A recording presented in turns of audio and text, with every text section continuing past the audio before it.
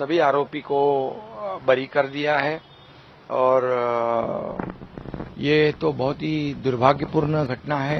ये बहुत ही दुर्दैवी घटना है क्योंकि पवन राजे निंबाळकर जी और उनके साथ और 2 लोगों की हत्या दिन दहाड़े की गई थी और ये बहुत ही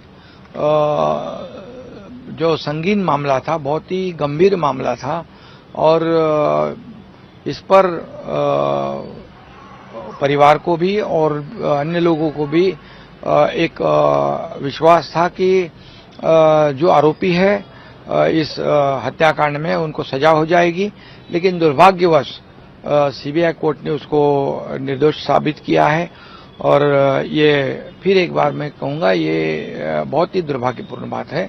और इसमें मैं खुद और हमारे मुख्यमंत्री देवेंद्र फडणवीस जी हम दोनों ने केंद्रीय गृह मंत्री अमित भाई शाह साहब से बात की है और अमित भाई शाह साहब ने भी कहा है कि ये जो फैसला दिया है इस फैसले के खिलाफ में सीबीआई हाईकोर्ट जाएगी, अपील करेगी और केस लड़ेगी।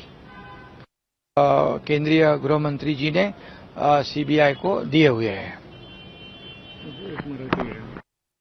निंबाळकर हत्याकांडामध्ये 20 वर्षापासून हा खटला सीबीआय कोर्टात सुरू होता आणि या हत्याकांडामध्ये पवनराजे निंबाळकर आणि त्यांच्यासोबत एक सहकारी अशा 2 लोकांची हत्या झाली होती आणि खूपच हा गंभीर ही घटना होती, गंभीर हत्याकांड होतं आणि 20 वर्षापासून ही केस सुरू होती आणि त्यांच्या परिवारांना देखील आणि आम्हाला देखील सर्वांनाच एक असा विश्वास होता की या खटल्यामध्ये, या खून खटल्यामध्ये आरोपींना सजा होईल, परंतु दुर्दैवाने हे सर्व आरोपी निर्दोष सोडण्याचा निर्णय कोर्टाने घेतलाय।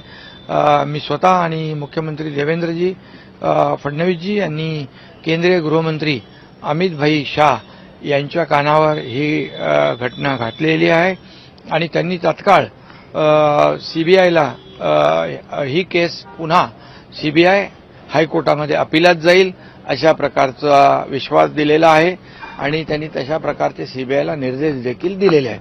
त्यामुळे हायकोर्टामध्ये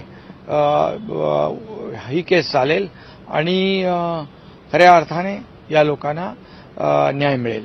अमित शहाकडे का बोललाय का असं? अमित भाईंची गृहमंत्री महोदय अमित भाई शाह यांच्याशी आम्ही दोघंही बोललो, मी बोललो, मुख्यमंत्री देवेंद्र फडणवीसजी बोलले आणि या परिवाराला न्याय मिळाला पाहिजे अशा प्रकारची भावना आम्ही व्यक्त केलेली आहे।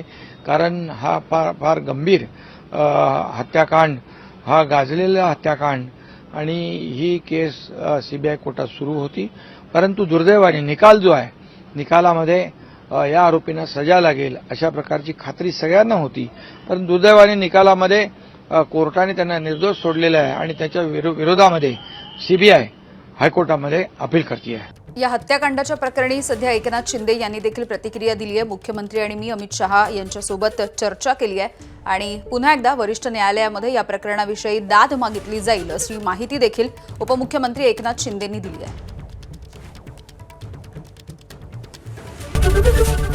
एबीपी माझा, उघडा डोळे बघा नीट।